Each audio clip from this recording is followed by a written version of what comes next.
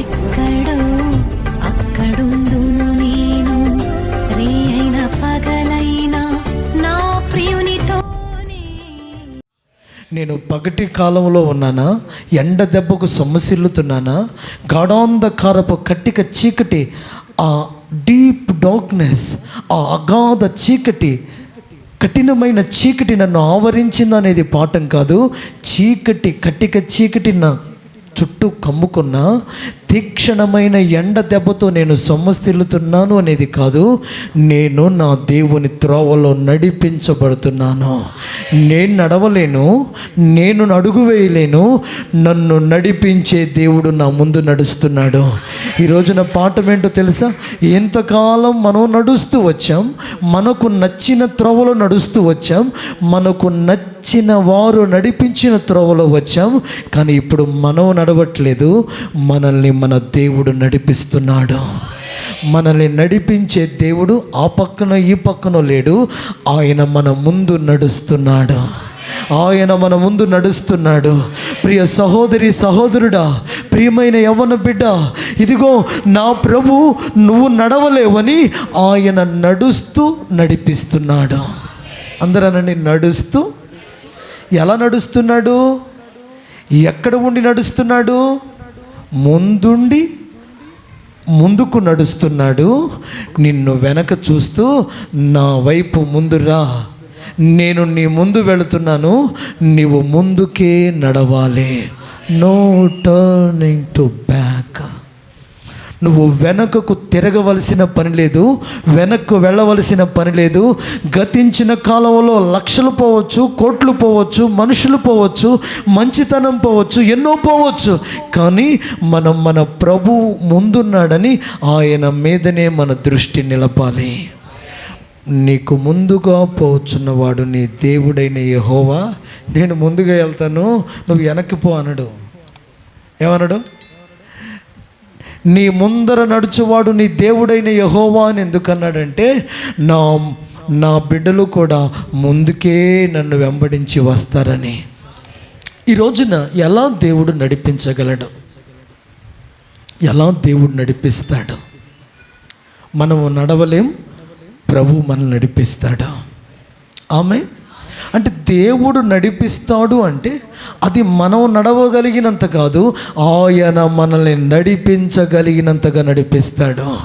నీ శక్తి మేరకు నడిస్తే, నీ జ్ఞానం మీదకి నడిస్తే, నీ సామర్థ్యాన్ని బట్టి నడిస్తే, నీ ఆలోచనను బట్టి నడిస్తే నీవు నీ శక్తి మీదనే నడబడగలవు. కానీ నిన్ను నడిపిస్తుంది నీవు కాదు, నీ దేవుడే నడిపిస్తున్నాడు. అంటే ఆయన సామర్థ్యాన్ని బట్టి నిన్ను నడిపిస్తాడు. ఆమేన్ అనొచ్చు. ఆయన శక్తిని బట్టి నిన్ను నడిపిస్తాడు. సొమ్మసిల్లు వారికి బలమిచ్చువాడు, త్రొట్టిల్లు వారిని త్రొట్టిల్లకుండా నిలబెట్టగలిగిన వాడు, పడిపోయిన వారిని ఇక ఎన్నడూ పడని ప్రాకారంగా కట్టగలిగిన వాడు, ఓటమి పాలైన వారిని విజయోత్సవాలతో, ఆనందాలతో నడిపించగలిగిన వాడు మన దేవుడు. ఈ రోజున మన జీవనం, మన జీవితం మన పితరులు నడిపించిన దేవుని చేత మన నడక ప్రారంభమైంది. సంతోషించదగిన వార్త ఏంటంటే, మనల్ని నడిపిస్తున్నవాడు మన ముందు ఎంతోమంది తన బిడ్డల్ని నడిపిస్తూ వచ్చాడు. కొత్తగా నడిపట్లేదు, నిన్నే నడిపిస్తున్నాడు. ఈ బాధల్లో, ఈ కష్టాల్లో నాకేనా, నేనేనా, అమ్మో నా వల్ల కాదని నువ్వు అంటావేమోనని నీకంటే నాకంటే ముందు తన కోరుకున్న బిడ్డల్ని ఎలా నడిపించాడో ఆ మోడల్లో, ఆ వ్యూలో, ఆ వేలో, ఆ స్థాయిలో, ఆ లెవెల్లో నిన్ను నన్ను ఆయన నడిపించగలడు. నడిపిస్తానని ఆయన అన్నాడు కదా. గత వారంలో ధ్యానం చేశాం. 4 fathers, పితరులైన తల్లిదండ్రులు మనకు 3 ఉన్నారు. పేర్లు చెప్పండి టకటక. వీరు మన పితరులు, ఫాదర్స్. వీరు మన తండ్రులు.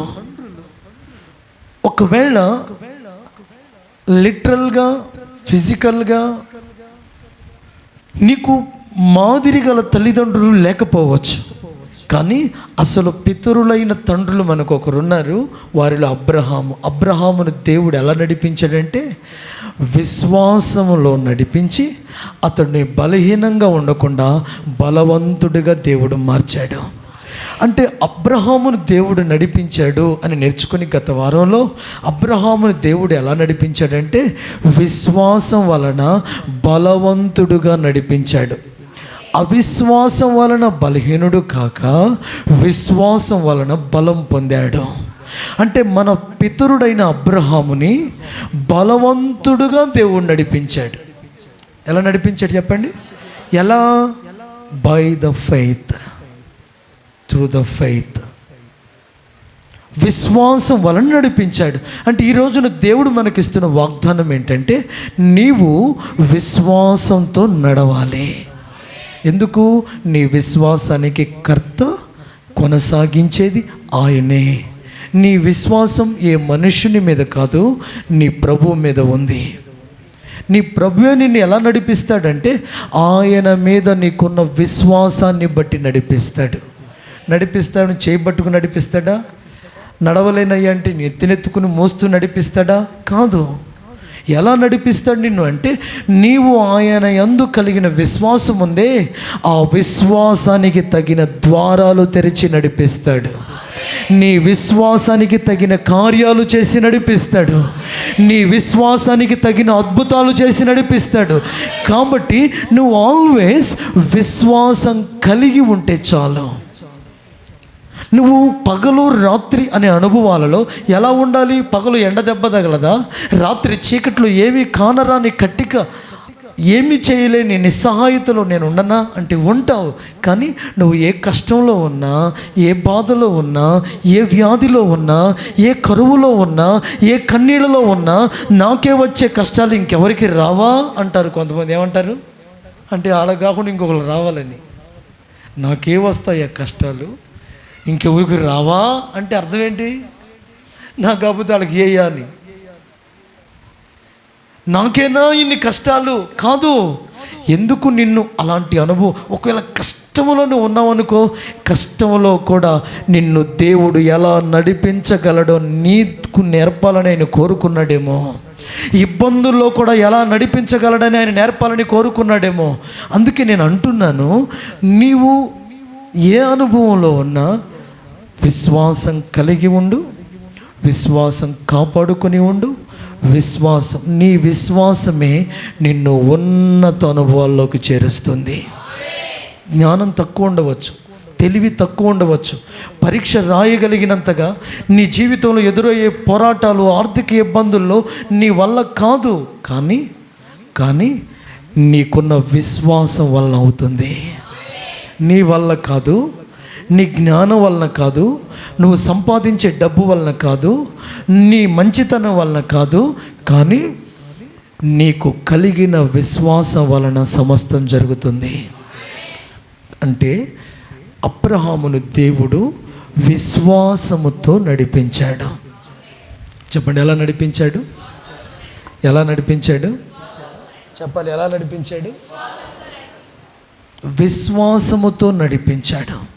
ప్రియ దేవుని బిడ్డలారా గమనించండి, ఈ సేవ విశ్వాసముతో ప్రారంభించబడిన సేవ.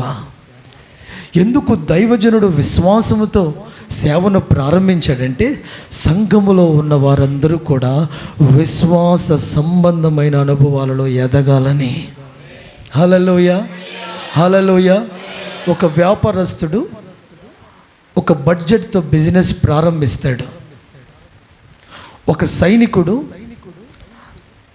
యుద్ధ సామాగ్రితో తన యుద్ధానికి సిద్ధమవుతాడు. కానీ సేవకుడు సేవ విశ్వాస సంబంధమైన సేవ. ఈ విశ్వాస సంబంధమైన సేవ అని గుర్తించిన విశ్వాసులైన మీలో కొందరు విశ్వాసముతో మీరున్న స్థితిలోనే ప్రభువు కొరకు బ్రతుకుతూ ఉన్నారు. ఈ సేవను ముందుకు నడిపిస్తున్నారు. ఆమె ఈ చిన్న చిన్న మచ్చుకు కొన్ని ఎగ్జాంపుల్ చెప్తాను. ఈ కళ్యాణపురం వచ్చిన తర్వాత ఇప్పటికి 7-8 సంవత్సరాలకు పైన మన విశ్వాసుల కుటుంబంలో అన్నమ్మ తల్లి గారి కుటుంబం ఆ రోజు నుంచి ఈ రోజు వరకు పాలు కానుకగా ఇస్తూనే ఉన్నారు. సొక్క నీళ్ళు కలపకుండా, లీటర్ కాదు, సొక్క నీళ్ళు కలపకుండా. ఎందుకని? వాళ్ళకి విశ్వాసం. ఏంటి ఆ ఖాతాకు పట్టుకుంటే నెలకు 1500 వస్తాయి. మరి అయ్యగారు వాళ్ళకి పంపిస్తే ఏమొస్తుందంటే వారికి శ్రేష్టమైన విశ్వాసం. ఆ ఖాతాలు ఈ ఖాతాలు అయినా మానేస్తారు, కానీ మన ఖాతా కంటిన్యూగానే ఉంటుంది. గేదెలు మారుతాయి, పాలు మాత్రం కారణం ఏంటంటే అది వారి గుండెల్లో ఉన్న విశ్వాసం. దేవునికి మేము ఇస్తే, దైవ సేవకులకు మీరు ఇస్తే మా జీవితంలో దేవుడు చేస్తాడు అనే కార్యం వారిలో ఓ విశ్వాసాన్ని కలిగి చేసింది. గత కొన్ని నెలలుగా మన తల్లిగారు రూతమ్మ తల్లి రోజు 3-4 తాగేంత గంజి, జొన్న గంజి పంపిస్తూ ఉంటుంది. ప్రతిరోజు పంపించింది. ఇంట్లో ఫేతంలో ఉన్న టిఫిన్ తయారు చేయడం వల్ల లేట్ అయితేమో కానీ 6 గంటలకల్లా 3-4 తాగే గంజి తీసుకుని పాలు తీసుకుని వస్తారు. ఏంటది? విశ్వాసం. మేము త్రాగటమే కాదు, మా దైవ సేవకులకు ఇస్తే అది మా ప్రభువుకి ఇస్తున్నాం. అంటే ఈ కార్యాలన్నిటి ద్వారా నేను మీకు చెప్తున్న ఉదాహరణ ఏంటంటే, మీకు కలిగిన విశ్వాసాన్ని మీరు కాపాడుకోండి. రేపటి నుంచి అందరూ టీలు కాఫీలు పంపని కాదు. వారికి కలిగిన విశ్వాసాన్ని వారు వ్యక్తపరిచారు. దేవుడు చేసిన మేలుని బట్టో, దైవజనుల మీద ఉన్న ప్రేమను బట్టో, వారికి కలిగిన నమ్మకాన్ని బట్టో వారి విశ్వాసాన్ని ఎక్స్ప్రెస్ చేశారు. విశ్వాసం అనేది ఎప్పుడు సీక్రెట్గా ఉండదు, అది రిఫ్లెక్ట్ అవ్వాలి. నీ విశ్వాసం వెల్లడి అవ్వాలి. అనండి. అంటే నువ్వేం చేయాలంటే నువ్వు ఉన్న ప్రతి పరిస్థితుల్లో విశ్వాస సంబంధమైన మాట పలుకు. ఆమె ఏం మాట మాట్లాడాలి? నీ పిల్లల మీద విశ్వాసంతో మాట్లాడు. నీ ఆరోగ్యం కొరకు విశ్వాసంతో మాట్లాడు. నీ వ్యాపారం కొరకు విశ్వాసంతో మాట్లాడు. నువ్వు ఎదుర్కొంటున్న ప్రతి కార్యాల కొరకు విశ్వాసంతో మాట్లాడు. The word of faith, the work of faith. విశ్వాసముతో కూడిన నీ మాట విశ్వాసముతో కూడిన దైవ కార్యానికి ఒక ద్వారంగా మారుతుంది. బై వర్డ్ నువ్వు మాట్లాడు, దేవుడు కార్యం చేస్తాడు. పక్కన వాళ్ళు తనండి, నువ్వు మాట్లాడు, ఆయన పని చేస్తాడు. నువ్వు మాట్లాడను, ఎలా మాట్లాడు? నువ్వంతే, నేనింతే, ఆయన కూడా అంతే. ఆయన పరాక్రమము గల బలాఢ్యుడా, శూరుడా, మా దేశంలో నువ్వు ఒక పరదేశి వలె ఎలా ఉన్నావయ్యా? ఇశ్రాయేలుకు ఆశ్రయమైన వాడా, నువ్వేమో ఆశ్రయమైన వాడవి, నువ్వే పరదేశిగా ఉన్నావేంటి అనే ఒకరోజు నా భక్తులు ఎలుగెత్తి అడుగుతున్నాడు. ఆశ్చర్యం ఏంటంటే ఆయనేమో ఆశ్రయమైన వాడట ఇశ్రాయేలీలకు, ఆయనేమే పరదేశిగా కనపడుతున్నాడంట. కారణం ఏంటంటే ఆయన అంటాడు, విశ్వాసఘాతకులారా, విశ్వాసము లేని తరము వారులారా, ఎందుకు మీరింత అవిశ్వాసులైపోయారా? అందుకే నేను అంటున్నాను, నువ్వు విశ్వాసముతో మాట్లాడగలిగితే నీ విశ్వాసాన్ని బట్టి ఒక ఎంపీ పని చేయటం కాదు, ఒక ఎమ్మెల్యే పని చేయటం కాదు, ఒక వ్యక్తి పని చేయటం కాదు, సర్వశక్తి గల దేవుడే విశ్వాసముతో పలికిన నీ మాట మీద పని చేయటం ప్రారంభిస్తాడు. అంటే నీ మాట దేవునికి ఒక ఆర్డర్గా మారుతుంది. నీవు విశ్వాసముతో మాట్లాడితే నీ మాట స్థిరపరిచే దేవుడు నిలబడతాడు. విశ్వాసముతో నీ పిల్లల గురించి మాట్లాడు. విశ్వాసముతో నీ వ్యాపారాన్ని, నీ ఆరోగ్యాన్ని, నీ పిల్లల భవిష్యత్తును మాట్లాడు. ఇల్లు లేదా, ఆరోగ్యం కలగట్లేదా, ఆర్థికంగా నలిగిపోతున్నావా, నీవు చేసిన మంచి నీకు కీడుగా మారుతుందా, ఆర్థికంగా ఎదగాలనుకుంటున్న ఎదుగుదల ఇంకా దిగజారేటట్లుగా మారుతుందా? నెత్తి నోరు బాదుకోకు, ఎవరి మీదనో నిందలు పరనిందలు వేయకు, విశ్వాసాన్ని చేతపట్టుకో. విశ్వాసాన్ని కాపాడుకో, విశ్వాసంతో వాక్కు పలుకు. నా దేవుడు నా పక్షమున నిలిచి ఉన్నాడని చెప్పగలవా? నా దేవుడు నన్ను విడవడు అని చెప్పగలవా? నా దేవుడు నా కన్నీడు నాట్యంగా మారుస్తాడని చెప్పగలవా? నా దేవుడు నా తలను పైకెత్తుతాడని చెప్పగలవా? నా నిందను రెట్టింపుగా ఘనతగా మారుస్తాడని చెప్పగలవా? నా పిల్లలను దేశం యొక్క ఉన్నత స్థలం మీద ఎక్కించగలడని చెప్పగలవా? నా దేవుడు నా వెలుగుని అనేకుల ఎదుట తేజరిల్ల చేస్తాడు. లెమ్ము, తేజరిల్లుము, యెహోవా మహిమ నీ మీద ఉదయించిందని అస్తమించిన నీ జీవితానికి ఓ క్రొత్త సూర్యోదయాన్ని ప్రకటిస్తాడని చెప్పగలవా? ఏదో ఒకటి నువ్వు విశ్వాసంతో మాట్లాడుతూనే ఉండాలి. ఎందుకంటే అవిశ్వాసం చాలా బలమైనది. అది నిన్ను లాగుతుంది, కృంగతీస్తుంది, కృషింపచేస్తుంది. నిన్ను వీక్ చేయటమే కాదు, దేవుడు కూడా చాలా వీక్ అయిన వాడుగా నీ ఎదుట నిలబెడుతుంది.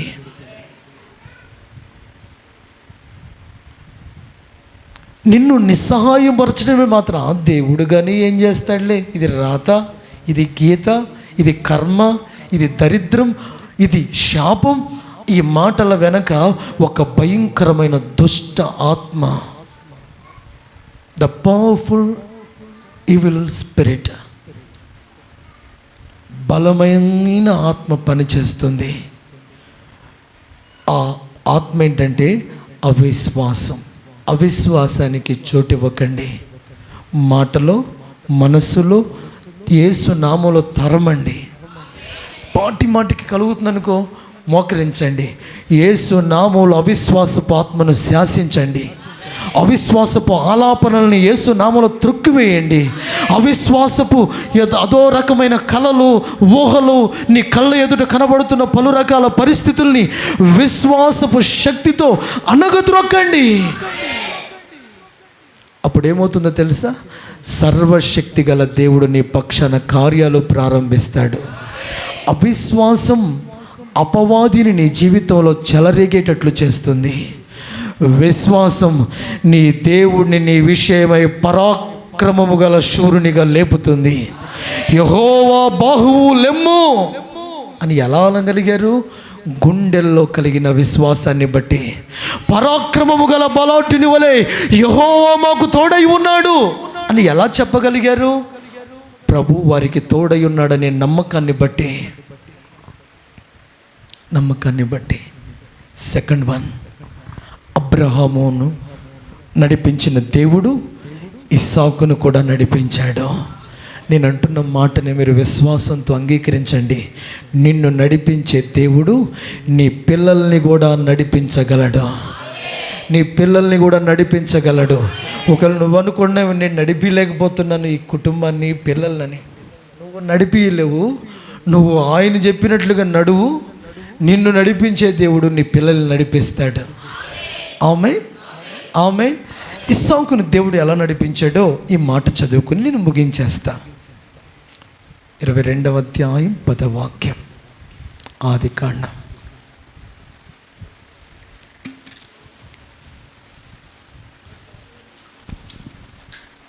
అప్పుడు అబ్రహాము తన కుమారుని వధించుటకు 8వ వచనం చదువునా? అబ్రహాము, నా కుమారుడా, దేవుడే దహన బలికి గొర్రె పిల్లను చూచుకునని చెప్పాను. కొంచెం పైకి చదువునా? 6. దహన బలికి కట్టెలు తీసుకొని తన కుమారుడకు ఇస్సాకు మీద పెట్టి తన చేతితో నిప్పును కత్తిని పట్టుకుని పోయెను. వారిద్దరూ కూడి నడుస్తుండగా ఇస్సాకు తన తండ్రి అయిన అబ్రహాముతో నా తండ్రి అని పిలిచెను. అందుకతడు, ఏమీ నా కుమారుడా అనెను. అప్పుడతడు, నిప్పును కట్టెలను ఉన్నవి గాని దహన బలికి గొర్రె పిల్ల ఏది అని అడగగా, ఉన్నవి కానీ దహన బలికి గొర్రె పిల్ల ఏది అని అడగగా, చాలు. ఇప్పుడు తలెత్తిన వైపు చూడండి. నేను ఈ మాట చెప్పి ముగించేస్తాను. ఇద్దరు కూడి నడుస్తున్నారు. అబ్రహాము నడుస్తున్నాడు, అబ్రహామును దేవుడు నడిపిస్తున్నాడు. అబ్రహాము నడుస్తున్నాడు, అబ్రహాము దేవుడు ఇస్సాకును కూడా నడిపిస్తున్నాడు. అది అబ్రహాముతో కలిసి. నేను అంటున్నాను, మీరు దేవుని మందిరానికి వచ్చినప్పుడు, మీరు ఇంట్లో ప్రార్థన చేసేటప్పుడు, మీరు ఆరాధన చేసేటప్పుడు, మీరు దేవుని కార్యాల్లో కొనసాగేటప్పుడు మీ పిల్లలు ఎక్కడ ఉంటున్నారు? అబ్రహాముతో కూడి ఇస్సాకు నడిచినట్లే మీ పిల్లల్ని కూడా మీరు ప్రభువు నడిపించినట్లు మీరు వారి ఎదుట భక్తిగా నడవాలి. వారు మిమ్మల్ని చూస్తూ కూడి మీతో కూడా రావాలి. హల్లెలూయా. అమ్మ, నేనేమో మందిరానికి వెళ్తా కానీ నువ్వేమో టీవీ చూస్తా కూర్చో. నేనేమో దేవుని సన్నిధికి వెళ్ళి పరిచర్య చేస్తా కానీ నువ్వేమో రోడ్ల మీద తిరిగిరాపో. లేకపోతే నువ్వేమో ఇంట్లో ఉండు, నేను మందిరంలో ఉంటానని పొరపాటున చెప్పొద్దు. ఇది రేపటి రోజున వారి భవిష్యత్తు మీద చాలా ప్రభావం చూపుతుంది. అందుకే నేను అంటున్నాను, మీరు నడవాలి.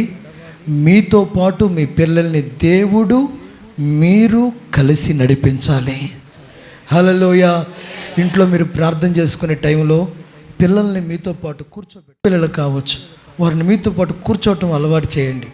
ఆ పిల్లలు వాళ్ళకి ఏం తెలుస్తుందిలే అని అనొద్దు, వాళ్ళకి అన్నీ తెలుస్తాయి. హల్లెలూయా. సెల్ ఫోన్లో యూట్యూబ్ ఆన్ చేయటం తెలియట్లేదా? మోటో పొత్తురు బొమ్మలు తెలియట్లేదా? టామ్ అండ్ జెర్రీ తెలియట్లేదా? స్తుతి స్తోత్రాలు ఎందుకు తెలియదు? అసలు అయోమయంగా నీకు తెలియట్లేదు కాబట్టి. మీకు తెలియందే పిల్లలు టకటకటకు నీకు చూపించి ఫోన్ చేస్తున్నప్పుడు మరి నువ్వు భక్తి విషయాలు ఎందుకు నేర్పకూడదు? నేర్పకూడదంటే నీకు ఆ జీల్ లేదు, ఆ డిజైర్ లేదు, ఆ డెడికేషన్ లేదు. నేను నేర్చుకున్న భక్తి నా పిల్లలకు నేర్పాలి. నేను కలిగిన ప్రార్థన నా పిల్లలకు నేర్పాలి. నేను కలిగిన అనుభవాలు నేర్పాలనే తపన నీకు లేకపోతే ఎలా వారు ఎవరు నేర్పుతారు? నువ్వు బ్రతికి ఉండగా, నువ్వు చెప్పగలిగి ఉండగా, నువ్వు చూపగలిగి ఉండగా, నువ్వు చూపకపోతే ఎవరు నీ పిల్లలకు నేర్పుతారు? అందుకే నేను అంటున్నాను, పెద్ద పెద్ద చదువులు నేర్పకపోవచ్చు, భక్తి అనుభవాలు, స్తుతించటం, ప్రార్థన చేసుకోవటం, సినిమాలు చూడకూడదని చెప్పటం, లేకపోతే బూతులు మాట్లాడకూడదని చెప్పటం, దైవ సేవకులు ఇంటికి వచ్చినప్పుడు వందనాలు చెప్పండి అయ్యా అని చెప్పటం, ఇవన్నీ అలవాటు చేసుకోవాలి. కొన్ని ఇళ్ళకి వెళ్తే పిల్లలకు వందనాలు ఉండవు, ఏముండవు, తందనాలే ఉంటాయి, కుప్పి గంతులు ఉంటాయి. కొన్నిసార్లు పెద్దోళ్ళకు మేము వెళ్తే దిక్కుమొక్కులు చూస్తూ ఉంటారు, వందనాలు అన్నని కూడా చెప్పలేరు. అదేం బాధలో మరి ఏమో. మరి నేను అంటున్నాను, ఇస్సాకును దేవుడు ఎలా నడిపించాడో తెలుసా? అబ్రహామును ఆ మోరియా కొండకు రమ్మన్నాడు, బలి ఇవ్వమన్నాడు కొడుకుని. సరే ఓకే అని బయలుదేరాడు. డాడీతో పాటు ప్రయాణం ప్రారంభించాడు. అక్కడ కొండ కింద దాకా పని మనుషులు వచ్చారు. వారిని కొండ కింద పెట్టేసి అప్పటిదాకా వాళ్ళ మీద ఉన్న కట్టెల్ని కొడుకు మీద పెట్టాడు. కత్తిని నొప్పును తండ్రి చేత్తో పట్టుకున్నాడు.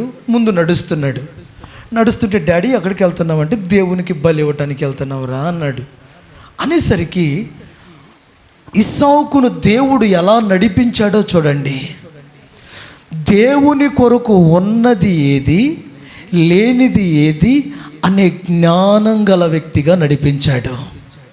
బలికి ఏం కావాలి, ఏం ఉన్నాయి, ఏమి లేవు అనే నాలెడ్జి అబ్రహాము ద్వారా కలిగిందంటారా, దేవుని ద్వారా కలిగిందంటారా? ఎవరి ద్వారా కలిగిందంటారు? దేవుని ద్వారానే కలిగింది. ఎందుకో తెలుసా? ఇక్కడ ఒక సెంటిమెంట్ సీన్ వచ్చేస్తుంది. వైలిన్ పెట్టి ఏడుపు పెట్టాలి. కొడుకా కట్లాడపడేరా, కత్తి టిసిరేసి, నుప్పి టిసిరేసి, వాడిని గట్టిగా కౌగులించుకుని, ఈ మాట నువ్వే అన్నావారా కొడుకా అని ఏడవాలి. అవునా? అంతేనే కదా. ఇప్పుడు అబ్రహాంకి ఏం తెలుసు? కొండెక్కిన తర్వాత నేను ప్రభు కొరకు వేసేస్తా. ఎవరికి తెలుసు? అబ్రహాంకి తెలుసు. ఇస్సాకు తెలుసా? మరి ఇస్సాకు ఏమడిగంటే డాడీ ఎక్కడికి వెళ్తున్నావు అన్నాడు. బలి ఇవ్వటానికి వెళ్తున్నావురా అన్నాడు. అనగానే దేవుడు ఇస్సాకుకు ఒక ఆలోచన కలుగు చేశాడు. రే ఇస్సాకు, మీ నాన్న చేతిలో కత్తి ఉందిరా, ఈ చేతిలో నొప్పి ఉందిరా, నీ నెత్తి మీద కట్లు ఉన్నాయిరా, మరి కట్ల మీద పెట్టి అర్పణేదిరా? అడుగు, మీ డాడీని అడుగు. అడుగు అడుగు అన్నాడు. అడగనగానే దేవుడు నడిపిస్తున్నాడు కదా, దేవుడు నడిపిస్తే నడవాలా వద్దా? ఇప్పుడు రాజన్ని వెళ్ళండి ఎక్కడికి అన్నాడు, వచ్చారా రాలేదా? వాళ్ళే ప్రయాసతో ఖర్చుతో వచ్చారు. ఇప్పుడు ఇసాకు నా మాట మన దేవుడు చెప్పినప్పుడు మాట్లాడాలి వద్దా? డాడీ నొప్పి ఉంది, కట్టెలు ఉన్నాయి, కత్తి ఉంది, అసలు బలి ఏది అన్నాడు. అసలు ఆ బలి ఏది అబ్రాహాంకు తెలుసా తెలీదా? ఆ మాట తండ్రికి ఏమైపోవాలి? గుండె బద్దలైపోవాలి. కత్తి నొప్పి అక్కడ పెట్టేసి వాడిని కోటేసుకుని ఏం చెప్పకపోయినా అరగంట సేపు ఏడ్చన్నా మళ్ళీ పర ముక్కు తుడుచుకొని చెవులు తుడుచుకొని అక్కడ చీపురు పిండి వేసుకొని అడక్కరా, ఒక్క మాట అడక్కరా ప్లీజ్ అనాలి. అంతేనా? ఆ ఒక్కటి అడక్కో నోరుమోయ్ అని అనాలి. అని అనలేదు యెహోవా ఈరే అన్నాడు. ఇక్కడ పాఠం ఏంటో తెలుసా? ఇస్సాకును దేవుడు ఎలా నడిపిస్తున్నాడు? అట్ ద చైల్డ్ ఏజ్, చిన్న వయసులో ఎలా నడిపిస్తున్నాడు? దేవునికి ఏది బలి అర్పణ జరుగుతుంది, ఈ బలి అర్పణలో ఏది ఉంది ఏది లేదు, బలికి ఏం కావాలి ఏమి ఉన్నాయి ఏమి లేవు, నొప్పులు కావాలి ఉంది, కత్తి కావాలి ఉంది, కట్టెలు కావాలి ఉంది. మరి మేకో గొర్రెో ఎద్దో ఆవో ఏది లేదేంటి? ఓహో ఇది ఉన్నాయి ఇది లేదు. మరి లేనిది డాడీ ఎలా వెళ్తున్నాడు? డాడీ మరి బలి అన్నావు, మరి బలి అర్పించడానికి గొర్రె పిల్ల ఏది అన్నాడు. అంటే దేవునికి ఏది అవసరం? దేవునికి అవసరమైనది అయితే ఉన్నది ఏది, నాలో లేనిది ఏది? What have you?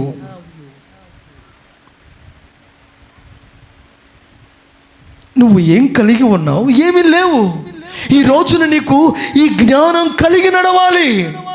ఈ రోజున ఎంతోమంది మేము దేవుని సన్నిధిలో నడుస్తున్నాం, సంవత్సరాలు నడుస్తున్నాం అన్నారే కానీ దేవుడు ఎలా నడిపిస్తాడో తెలుసా? దేవుడు ఏది కోరుకున్నాడు అనండి, ఆ మాటనండి ఇంకొకసారి గట్టిగానండి. దేవుడు ఏది కోరుకున్నాడు? నాలో ఎంత ఉంది, నాలో ఏది లేదు, కలిగి ఉన్నది ఏది, సంపాదించవలసింది ఏది, కలిగి ఉన్న దాంట్లో పోగొట్టుకున్నది ఏది, పోగొట్టుకున్నది మళ్ళీ రికవరీ చేసుకోవాల్సింది ఏది, రిస్టోర్ చేసుకోవాల్సింది ఏది? ఈ రోజున ఇలా మనం నడవాలి. అందుకే అనండి, ఇస్సాకులా దేవుడు నన్ను నడిపించునుగాక. చెప్పండి ఎలా? ఇస్సాకుల్లా ఎలా నడిపించాలి? దేవుని కొరకు ఏది అవసరం,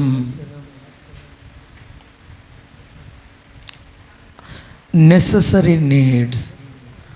ఇంకొక మాటలో చెప్పాలంటే దేవునికి ఏది అత్యవసరం, ఎమర్జెన్సీ నీడ్. నేను ఎలా ఉన్నాను, నన్ను ఏది కలిగి ఉన్నాను, దేవునికి అవసరమైనది ఏదో మీరు గుర్తించి నడిస్తే దేవుడు మీకు కావలసినవన్నీ యెహోవా ఈరేగా చూసుకుంటాడు.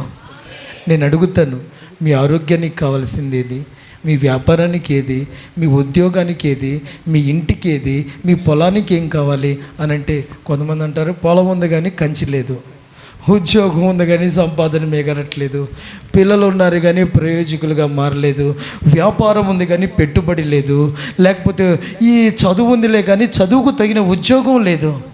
మీ కొరకు ఏవో ఇన్ని లిస్ట్ చెప్పగలిగారు కదా. ఇప్పుడు దేవుని కొరకు మీ జీవితంలో ఏది ఉంది? చిన్న ఉదాహరణ చెప్తానండి. గత ఆదివారం సాయంకాలానికి నేను భద్రాచలంలో ఉన్నాను. ఇంటి దగ్గర నుంచి కంగారుతో ఏడుపుతో ఫోన్లు 5-6 గంటల టైంలో, 6-5, 6:30, 7 ఆ టైంలో గాలి విస్తారంగా వచ్చేసింది. ఆ రేకులు వెనకున్న రూమ్లన్నీ ఊగిపోతున్నాయి. నేనేం దూరంలో ఉన్నా, చిన్నపిల్లలు ఏడుస్తున్నారు, అందరూ కంగారు పడిపోతున్నారు. నేనేం చెప్పాను, గాలికి ఎటు తోలుతుందో అటు వెళ్ళకండి, ఎదురు వెళ్ళండి, ఒకవేళ రేకులు లెగిస్తే పడతాయంటే. ఇంట్లో ఉంటే ఇంట్లోకి రేకులు వేసినాయి, బాత్రూమ్ దగ్గరికి వచ్చారు అక్కడ రాళ్ళు పడుతున్నాయి, కిచెన్లోకి వెళ్ళారు అక్కడ రేకులు వేసిపోయాయి. ఇంత కంగారులో ఉండి ఫోన్ చేస్తే మొత్తానికి దేవుడు అద్భుతం కృప వలన దాని మీద ఒక 4 రేకులు, దీని మీద ఒక 4 రేకులు మొత్తాన్ని ఎగిరినాయి. ఆ ఎగిరిన టైంలో ఆ బొద్దు ఆ రూమ్లో ఉన్న రాళ్ళు పడ్డాయి. ఈ పడ్డ టైంని నాకు వాళ్ళు ఫోన్లో చెప్తానే ఉన్నారు, నేను చెప్పాల్సింది చెప్పాను. కొంతమందికి ఈ సమాచారం తెలిసింది. చాలా బాధ కలిగించే విషయం ఏంటంటే, మీ యొద్ద నుంచి మేము ఏది వంచనతో ఆశించం. అలా చేస్తే మేము ఎప్పటికీ జీవము గల దేవుని సేవకులము కాదు. దేవుడు ప్రేరేపించి ఇచ్చిందే మాకు కావాలి. ఎనీథింగ్. కనీసం దైవ సేవకులు ఇలాంటి ఆపదలో ఉన్నారు, రేకులు ఎగిరిపోయినాయట, నేను త్వరగా వెళ్ళాలని తపనతో వచ్చిన వాళ్ళు ఆ కవిత ఒక్కతే, రూతమ్మ తల్లి ఒక్కరు. అంటే వారి కార్యాలు చూసుకుని కనీసం కొంతమంది ఫోన్ చేశారు, జరిగిన సంగతి తెలియగానే కొంతమంది వచ్చారు, ఉదయ్ కూడా వచ్చాడు. నేను అనేది ఏంటంటే, అవసరం వేరు, అత్యవసరం వేరు. లేచిపోయింది కనీసం మా కోసం ప్రార్థించే దైవజనులు కదా, వారు మా కొరకే వారి ఊర్లు వారి ఇళ్ళు వదులుకొని ఈ స్థలానికి వచ్చారు కదా. వారు ఉన్న ఇల్లు రేకులు లేచిపోయినాయని నువ్వు ఒక రేకు పట్టుకు రాలేదని నేను బాధపడట్లా. కనీసం మేమున్న బాధలో కనీసం వచ్చి అన్నా ఏమైందని ఒక్క మాట మీరు అడగలేకపోయారే, అది మమ్మల్ని దేవుణ్ణి ఎంత దుఃఖపరిచి ఉండవచ్చు. ఈవెన్ నిన్నటి వరకు నేను అనే పాఠం ఏంటంటే, అసలు దేవుని అవసరాల మీద మీకేమైనా మనసు ఉందా? దేవునికి ఒక సేవకుడు అవసరం. ఎందుకంటే ఆత్మలను నడిపించాలి, సంఘాల్ని కట్టాలి, లోకంలో కట్లు తెంచాలి, కుంగిపోయిన వారిని, ఓదార్పు లేని వారిని, మోసపరచబడిన వారిని, బంధుత్వంతో, కులంతో, ఆర్థిక ఇబ్బందులతో, స్నేహితులతో మోసపరిచిన వారిని దైవ ప్రేమ కలిగి దేవుని ప్రతినిధులుగా నిలబడి, అమ్మా దేవుడున్నాడు, మేమున్నామని భరోసా ఇచ్చే దేవుని మనిషి దేవునికి కావాలి. దేవుని కొరకు బ్రతికే ఒక దైవ సమూహం దేవుని బిడ్డలు కావాలి. దేవునికి నీ దైవ మనుషులకు మధ్యలో మధ్యవర్తులుగా దైవజనులు కావాలి. మేము మీకోసం అవసరమని రాలేదు, మేము దేవునికి అవసరమైన వారమని ఓ కవర్లో 2 రూపాయల కవర్లో ఒక జత బట్టలు పెట్టుకుని ఈ ఆత్మీయ ప్రయాణాన్ని ప్రారంభించాం. ఇంతమంది ఉన్నప్పుడే కాదు, 2-3 10 రూపాయలు కానుకొచ్చిన రోజుల్లో కూడా మా ఆకలి ఎక్కడ ఒక పూట తినటానికి తక్కువ కాలేదు. ఎందుకంటే ఇది కానుకలతో జరుగుతున్న సేవ కాదు, దేవుని కాలింగ్తో జరుగుతున్న సేవ. నేను అనే పాఠం ఏంటంటే, ఇప్పటికీ ఇన్ని సంవత్సరాలైందే పాటలు నేర్చుకున్నావు, వాక్యం పాత నిబంధన కొత్త నిబంధన తెలుసుకున్నావు, అవసరమైతే నువ్వు టిక్కుగా 4 మాటలు దేవునికి చెప్పగలవు, వాళ్ళకి చెప్పగలవు, చాలా తెలివి గలవాడివి కదా. కనీసం దేవునికి అవసరమైన దైవజనులకు ఒక ఆదరణగా ఉండాలన్న ఆలోచనైనా నీకు రాలేదా? నువ్వు దశంభాగం ఇచ్చావా నేను అడగను, ఎందుకంటే నువ్వు ఎప్పుడు ఇవ్వని దేవుడికి తెలుసు, నాకు తెలుసు. కనీసం మా కొరకు దైవజనులు ఉన్నారని నీ పనిలో, నీ బిజీ లైఫ్లో వచ్చి అడుగు వేసి కనీసం ఒక్క ఆదరణ వాక్యం కూడా పలకలేకపోయావే, నీకు ఇంకా సేవలో ఏం అవసరమో ఏం తెలుస్తుంది? చాలా దుఃఖంతో ఈ మాటలు నేను చెప్తున్నాను. మీ కొరకే కదా దేవుడు మమ్మల్ని పంపింది, మీ నిమిత్తమే కదా మా చదువుల్ని సమస్తాన్ని వదులుకొని వచ్చింది, మీ కొరకే కదా మేము దివారాత్రులు ప్రార్థన చేసేది. మీ గేదెకు బాగపోతే మాకు ప్రార్థన అడుగుతారు, మీ కడుపులో పోతే మమ్మల్ని ఎందుకని? దేవుడు మా కోసం పంపారని. ఇది మీ విశ్వాసం. కానీ వారి అక్కర్లేంటి, వారి అవసరాలేంటి, వారికి ఒక బాధ ఉంటుంది, వారు కుంగిపోతారు, వారికి మేము సహకారులుగా ఉండాలి, వారి కళ్ళ ఎదుట మేము భరోసాగా కనబడాలనే ఒక ఆలాపన కూడా నీకు లేదంటే నువ్వు ఎంత దిగజారిన స్థితిలో ఉన్నావో ఆలోచించు. ఇది దేవుని ఆత్మకు సంతోషకరమైన సమయం కాదు. దైవజనుడైన పౌలు అన్నారు, మీ ఆనందం కొరకు మేము పరిచర్య చేస్తున్నాం, ఆవేదనతో చేయకూడదు. ఈ స్థలంలో నిలబడి దేవుని ఆత్మతో మీ ఆశీర్వాదం కొరకు మేము బోధిస్తున్నాం. మా దీవెనకు, మా దయకు మీరు పాత్రులుగా మారాలి, కానీ బాధకు, వేదనకు కర్తలుగా మీరు మారకూడదు. దేవునికి అవసరం అనే జ్ఞానం మీకు లేకపోతే మీరు ఎలా ఆత్మీయ క్షేమాన్ని పొందుకుంటారు? మేము డబ్బు కోసం వచ్చామా? కడుపు తిండి కోసం వచ్చామా? మేము ఆస్తులు సంపాదించుకోవటానికి వచ్చామా? మీ అభిమానాన్ని పొందుకుని మేము పెద్ద పేరు పొందిన వాళ్ళగా మారాలని వచ్చామా?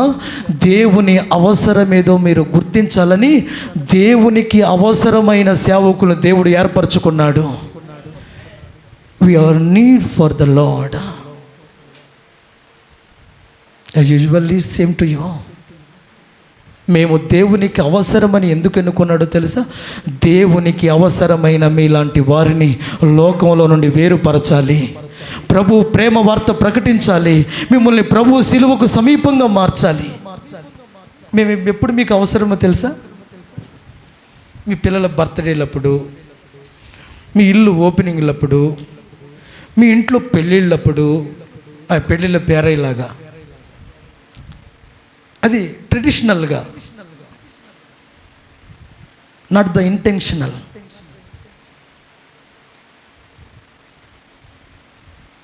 ఆ పురోహితుడు వస్తాడు కదా, పూజారి వస్తాడు కదా, నవధాన్యాలు వేసి పునాదులు వేసి ఇల్లు ఓపెనింగ్ అప్పుడు చేస్తాడు కదా. కామన్గా ప్రతి మతానికి ఒక మత పెద్ద ఉంటాడు కదా.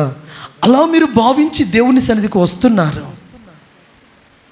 పెళ్ళికి ఒక పాస్టర్ కావాలి, రోగం వచ్చినప్పుడు ప్రార్థన చేసుకోవటానికి కావాలి, మీరు దీనస్థితిలో, దరిద్రమైన స్థితిలో ఉన్నప్పుడు మీరు పైకి రావటానికి, ఆశీర్వాదం రావటానికి కావాలి. అంతే. అంటే మీరు దేవుడు మీ అవసరం కొరకు పంపిన సేవకుల అవసరం కూడా గుర్తించాలని దేవుడు మీతో మాట్లాడుతున్నాడని మీ మనసు పెట్టి మనోనేత్రాలు వెలిగించి విందురుగాక. ఇంతకంటే ఇంకా ఏం జరగాల్సిన పని లేదు.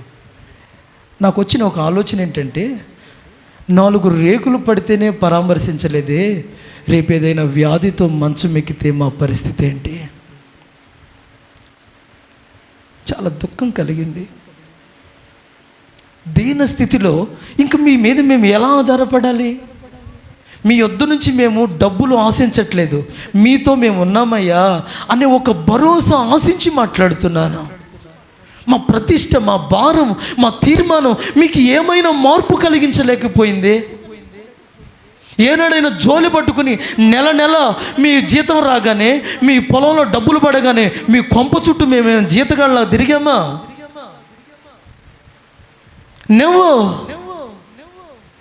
చావనైనా చస్తాం, కానీ ఆ స్థితికి ఎన్నడూ దిగజారం.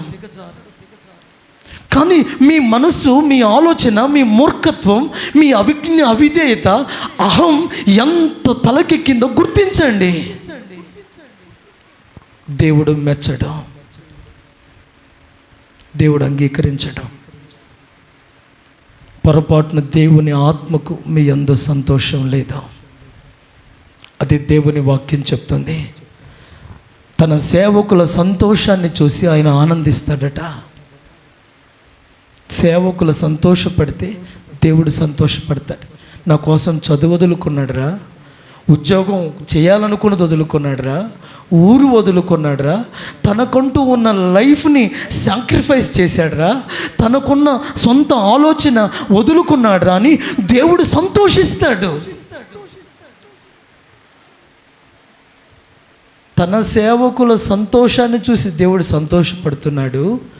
సేవకుల దుఃఖాన్ని చూసి మీరే ఆనందపడతారా? ఈ రోజున చాలా హృదయ వేదనకరమైన అంశాలు మనసులో ఉన్నాయి, కానీ మాట్లాడలేను. కానీ ఒకటి మాత్రం చెప్పగలను, ఇది మహిమ కలిగిన సేవ, ఇది దేవుడే మమ్మల్ని నడిపిస్తున్న సేవ. అపోస్తలుడైన సురేషయ్య ద్వారా ప్రారంభించబడిన ఈ గ్లోరియస్ మినిస్ట్రీస్, ఈ మహిమ కలిగిన సేవ దేవుని మహిమ నిమిత్తమే తప్ప మా కొరకైనా మీ కొరకైనా కాదు, కానైరదు. ఇలాంటి సేవలో మీరు ఇస్సాకులా నడవాలే కానీ కయ్యనులా నడవకూడదు, యూదాల నడవకూడదు, దేమాల నడవకూడదు.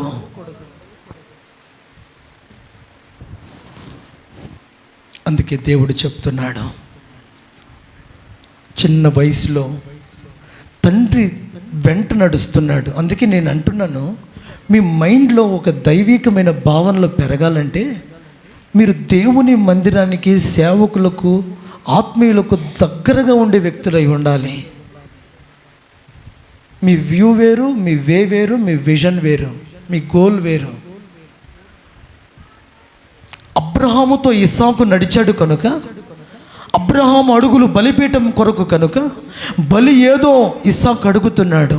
పాఠం ఏంటో తెలుసా? ఇప్పుడు ఇస్సాకు దగ్గరికి ఒకవేళ రేపు పరలోకం వెళితే ఇస్సాకు మీతో ఏమంటాడు తెలుసా? మా డాడీని కట్టెలున్నాయి, కత్తి ఉన్నది, నొప్పి ఉన్నది, అర్పణేదని అడిగాను. మరి మీరు మందిరానికి వచ్చారు కదా, ఆదివారం వచ్చారు కదా, సేవలో ఏముంది, సంఘంలో ఏముంది, మందిరంలో ఏముంది, ఫెయితంలో ఏముంది? నూనె ఉందా, ఉప్పు ఉందా? ఉప్పు ఉంది. కారం ఉందా? ఏది ఉందో లేదో. ఎప్పుడన్నా నువ్వు ఫెయితంలో కిచెన్లో ఒక అడుగు పెట్టావా? స్టైల్గా రావటం, స్టైల్గా పోవటం, సంబంధం లేదు నీకు. మందిరంలో కూర్చోవటం, మందిరంలో నుంచి ఉరిగిపోవటం, ఆ కొంపల దగ్గర, ఆ బజార్ల దగ్గర, ఆ ఇళ్ళ దగ్గర, ఆ పంచాయతీల దగ్గర కూర్చోవటానికి ఓపిక ఉంటుంది. కానీ మందిరానికి రావటం పోవటానికి నీకు టైం టికెట్ కొట్టుకుంటా. టైం కొట్టుకుంటుందో, గుండె కొట్టుకుంటుందో నాకు తెలీదు. మరి తెలిసినట్టు చేస్తారో, తెలిసి నటిస్తారో దేవుడికే తెలుసు, మీకే తెలుసు. ఇస్సాకు వైపు చూడండి, కత్తి నొప్పులు ఉన్నాయి. ఉన్నది తెలుసు, లేనిది తెలుసు. నీకు ఉన్నది తెలీదు, లేనిది తెలీదు, రావటం పోవటమే తెలుసు.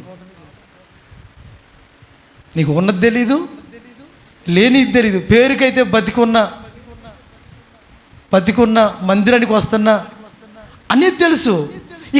ఇక ఎక్స్ట్రా మ్యాటర్స్ తోటి there is no relation with you.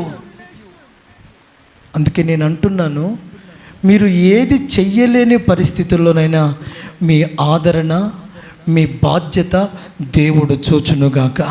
నేను అంటాను, మీరు ఏది ఇవ్వలేని పరిస్థితిలో ఉండవచ్చు, ఇవ్వలేని స్థితిలో ఉన్న, చెయ్యలేని స్థితి, కొండ ఎక్కలు దావీదు ఉన్నాడు.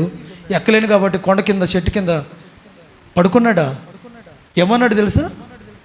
దేవా, ఎక్కలేని ఎత్తైన కొండ నువ్వు ఎక్కు, నన్ను కింద నుంచి తీసుకుపోనలా, నన్ను ఎక్కించు ప్రభువా అన్నాడు. ఏమన్నాడు అంటే ఇతనికి డిజైర్ ఏంటి? ఆ కొండ పేరే ఎక్కలేని కొండ. ఎక్కలేని కొండే కానీ అది నా దేవుడు నన్ను ఎక్కించే కొండ. కొట్టు చప్పట్లు. ఎక్కలేని కొండే కానీ నా దేవుడు ఎక్కించగలడు. చెయ్యలేని పరిస్థితిలోనే ఉన్నాను అనేది నీ యథార్థమైన మనసైతే, చెయ్యగలిగిన స్థితిలో యథార్థవంతులకు ఏ మేలు చెయ్యని మానక ఉండని దేవుడు ఖచ్చితంగా కనపరుస్తాడు. అదుగదుగో, యథార్థంగా ప్రవర్తించే వారికి ఏ మేలు చెయ్యక మానడు. చెయ్యక మానడంటే అర్థం ఏంటి? నువ్వు ఏది ఇవ్వలేవు, ఏది చెయ్యలేవు, కానీ ఆ యథార్థత, ఆ రైచియస్నెస్, ఆ గుడ్ కాన్ఫెస్, ఆ గుడ్ కాన్షియస్ నీకు ఉండగలిగితే చాలు, నీ జీవితం ధన్యమవుతుంది. నువ్వు బాధల్లో ఉన్నావు, ఇబ్బందుల్లో ఉన్నావు, కష్టాల్లో ఉన్నావు, నష్టాల్లో ఉన్నావు, కానీ నువ్వు దావీదులాగా ప్రార్థన చేయాలి. ఇది ఎక్కలేని ఎత్తైన కొండే, కానీ నన్ను ఎక్కించు ప్రభు అని చెప్పాలి. ఏం చెప్పాలి? అందరూ చెప్పండి. ఈ ఎక్కలేని ఎత్తైన కొండ నన్ను ఎక్కించు ప్రభువా. చూసారా? ఇది అంటే ఆయన నన్ను అక్కడ నేను ఉండాలనుకుంటున్నాడు, కానీ నేను ఇక్కడున్నా, అక్కడ నన్ను ఆయన ఎక్కిస్తాడు అని నేను ఎక్కడ ఉండాల్సిన వాడిని ఎక్కడున్నాను, ఆయన ఇక్కడి నుంచి నన్ను ఎక్కడికి తీసుకెళ్ళగలడు అని ఆ ఆత్మీయ స్పృహ దావీదు కలిగి ఉన్నందువలన ఒక రోజున ఆ సియోను కొండను దావీదు పట్టుకోగలిగాడు. ఆ సియోను కొండ మీద మందిరం కట్టడానికి అన్ని సమకూర్చగలిగాడు. ఆ సియోను కొండను దావీదు సైన్యం సొంతం చేసుకోగలిగింది. ఒక రోజున ఆ కొండ మీద నిలబడి జయ జెండా దావీదు ఎగరవేశాడు. ఎవడైనా కొండ నేను ఎక్కా, ఇక ఎవడైనా ఎక్కగలడా అన్నాడు. నేను ఇంకో మాట ఏమంటాను తెలుసా? ఎక్కలేని కొండ దావీదుని దేవుడు ఎక్కించాడు. ఎక్కించాను కానీ ఇంకెవడు ఎక్కలేడిగా అని ఛాలెంజ్ చేస్తున్నాడు. అదేమంటారంటే ఆత్మ సంబంధమైన రోషం. అందుకే నేను అంటున్నాను, ఇస్సాకులాగా నువ్వు నడుస్తావా? ఏది లేదో ఏది ఉందో నువ్వు గుర్తుపట్టగలవా? అసలు నీ మీద దైవజనులకున్న అభిప్రాయం ఏంటి? నువ్వు కలిగి ఉన్నదేంటో నీకు తెలుసా? నీ మీద దేవుని ఎక్స్పెక్టేషన్స్ ఏంటి? నీ థాట్స్ ఏంటో నీకు తెలుసా? దేవుడు నిన్ను ఏ అనుభవంలో ఎక్కించాలనుకుంటున్నావు, నువ్వు ఏ అనుభవంలో దిగజారిపోతున్నావో కనీసం నీకు తెలుసా? నిన్ను దేవుడు నీ కడుపు నిండితమే కాదు, నువ్వు కడుపు ద్వారా తిని తృప్తిపడి అనేకుల కడుపు నింపాలని దేవుడు కోరుకుంటున్నాడు. నువ్వేమో నా కడుపు నిండితే చాలనుకుంటున్నావు. అసలు నువ్వు గిన్నె నిండితే చాలనుకుంటున్నావు. నీ గిన్నె నిండి పొర్లి ప్రవహించాలని దేవుడు కోరుకుంటున్నాడు. అసలు నీ క్షేమాన్ని నువ్వు, నీ సేఫ్ సెక్యూరిటీ జోన్ నువ్వు చూస్తున్నావు. నీవు క్షేమాన్ని పొందటమే కాదు, నీవే అనేకులకు క్షేమాధారంగా మారాలని దేవుడు కోరుతున్నాడు. నువ్వు జయం పొందటం కాదయ్యా, నీవు అనేకుల జయానికి కారణంగా మారుదువుగాక. నీవు తల ఎత్తటం కాదు, నీ ద్వారా అనేకులు తల పైకెత్తుదురుగాక. నువ్వు నిలబడనా కాదు, ఆ ఆలోచన యేసు నామములో జయించు. నువ్వు నిలబడతావు, యేసు నామములో అనేకుల్ని నిలబెడతావు. నేను వెలుగుతానా ఆరిపోతానా కాదు, నువ్వు వెలుగుతావు, అనేకులకు వెలుగునిచ్చు దీపంగా ప్రకాశిస్తావు. అలా ఉండాలని దేవుడు ఆశిస్తున్నాడు. మీకు కంటి కనబడుతున్న సేవకుల అక్కర్లే అర్థం కాకపోతే, కంటికి కనబడుతున్న మీ మనసుకు, మీ జీవితానికి దగ్గరగా ఉన్న దైవ సేవకుల హృదయాన్నే నువ్వు ఒక అంచనా వేయలేకపోతే దేవుని దాకా నువ్వు రాగలవా?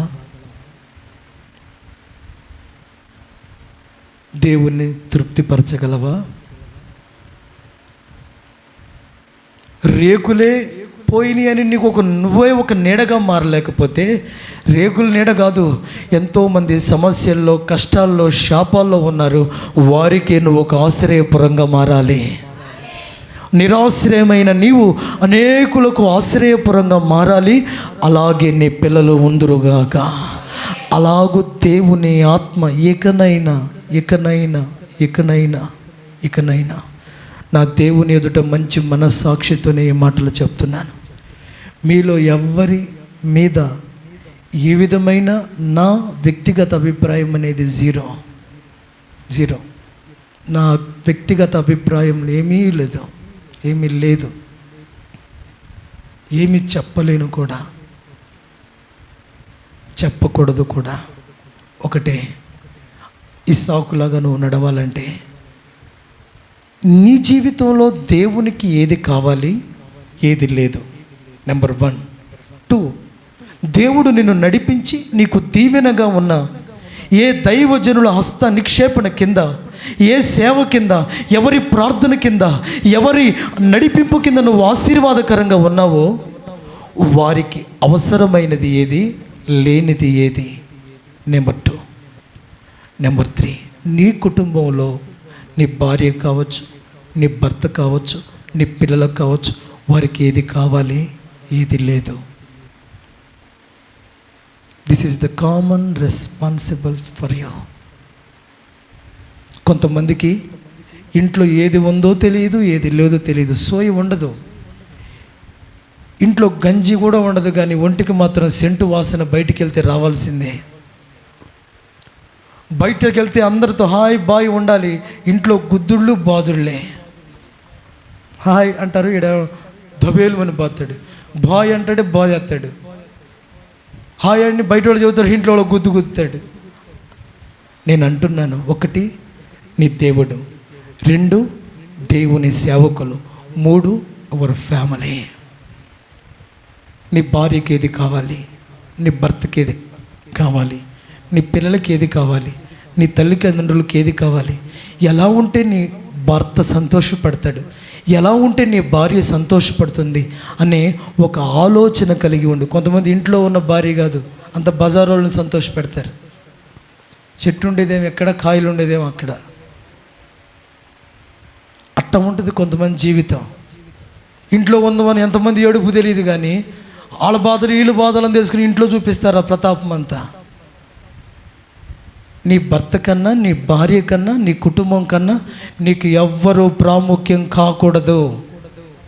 ఆమేన్, ఆమేన్.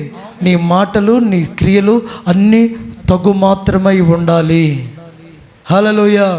నీ భార్య సంగతి నువ్వు చూసుకో, పక్కంటోడు భార్య సంగతి నీకు అనవసరం. నీ భర్త సంగతి నువ్వు చూసుకో, పక్కన భర్త సంగతి నీకు అనవసరం. నీ పిల్లల సంగతి నువ్వు చూసుకో, వాళ్ళ పిల్లల సంగతి తర్వాత.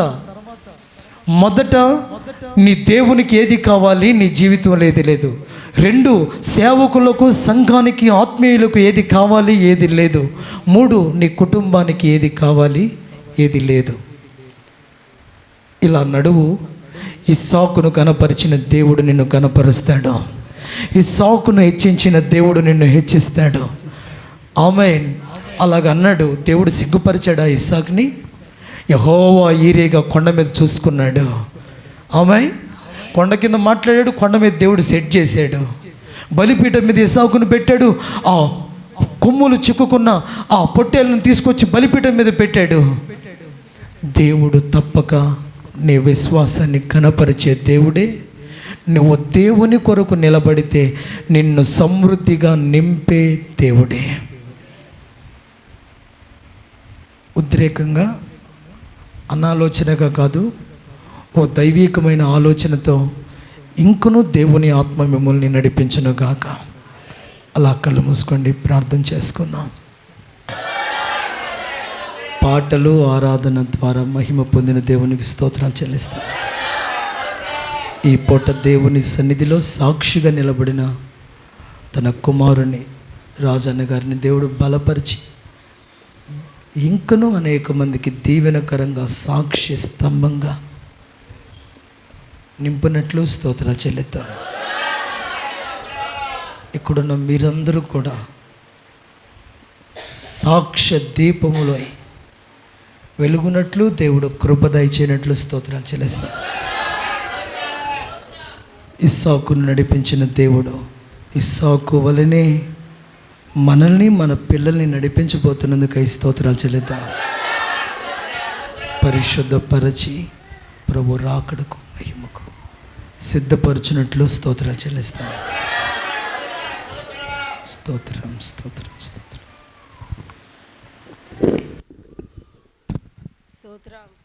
స్తోత్రం, స్తోత్రం, స్తోత్రం. పరిశుద్ధుడా, ప్రేమ కలిగిన తండ్రిని స్తోత్రాలయ్యా. గడిచిన పునరుద్ధాన దినం నుండి ఈ దినం వరకు మీ సజీవ రెక్కల కింద మమ్మల్ని దాచి కాపాడుకున్నందుకు స్తోత్రాలు. ఈ పునరుద్ధాన దినాన్ని మిమ్మల్ని ఆరాధించుకోవడానికి మాకు ఇచ్చిన ధన్యత కొరకు స్తోత్రాలయ్యా. ఎంతోమంది నశించిపోయి ఉన్నారు, మరణించి ఉన్నారు ప్రభా. మమ్మల్ని అయితే సజీవులుగా నీ సన్నిధిలో నిలబెట్టుకున్నందుకే స్తోత్రాలు. మా జీవితాల్లో మీరు చేసిన మేలులకే స్తోత్రాలయ్యా. ఈ పునరుద్ధాన ఆరాధన తండ్రి, పాటలు, ప్రార్థన, ఆరాధన, సాక్ష్యాల ద్వారా మీరు మహిమ పొందినందుకు స్తోత్రాలు అయ్యా. మీ దాసుని పక్షి నిలబెట్టుకొని అయ్యా మీరు మాట్లాడిన ప్రతి మాట కొరకు స్తోత్రాలు అయ్యా. మీ స్తోత్రం, మీ స్వరాన్ని మాకు వినిపింపజేసినందుకు స్తోత్రాలు ప్రభా. అయ్యా నీ స్తోత్రాలు, స్తోత్రాలు తండ్రి. అయ్యా ఇస్సాకు నడిపించిన దేవుడవు అయ్యా, మమ్మల్ని మీరు నడిపిస్తున్నందుకే స్తోత్రాలు. ఈ దినం నుంచి ప్రభు నీ సన్నిధిలో గొప్ప విశ్వాసంతో నడుచుటకు కృప దయచేయండి. అటు అభిషేకం మాకు దయచేయండి ప్రభా.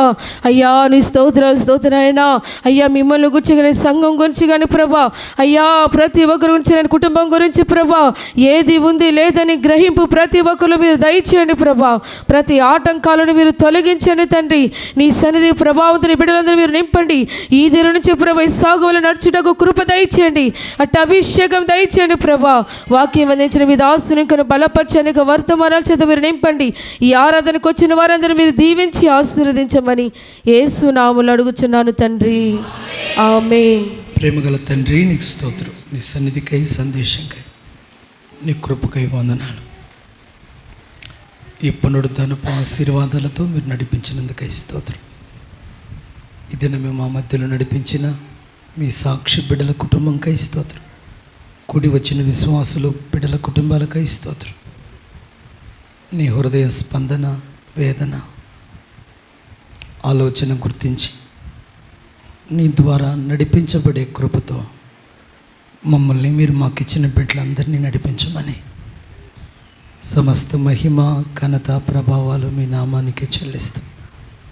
యేసు నామాన్ని బట్టి వేడుకుంటున్నాము తండ్రి, ఆమేన్. మన ప్రభు అయిన యేసుక్రీస్తు కృప, తండ్రి అయిన దేవుని ప్రేమ, పరిశుద్ధాత్మ సహవాసం కూడిన మనకును సకల పరిశుద్ధులకు, విశేషంగా మన మధ్యలో సాక్ష్యం చెప్పడానికి వచ్చిన ప్రియ బిడ్డల కుటుంబానికి సదా ప్రభు రాకడ వరకు ఆయన కృపతోడై నడిపించును కాక. ఆమేన్. హల్లెలూయా, హల్లెలూయా, హల్లెలూయా. అందరికీ ప్రభు పేరిట వందనాలు. అందరికీ వందనాలు. ప్రభుకు స్తోత్రాలు.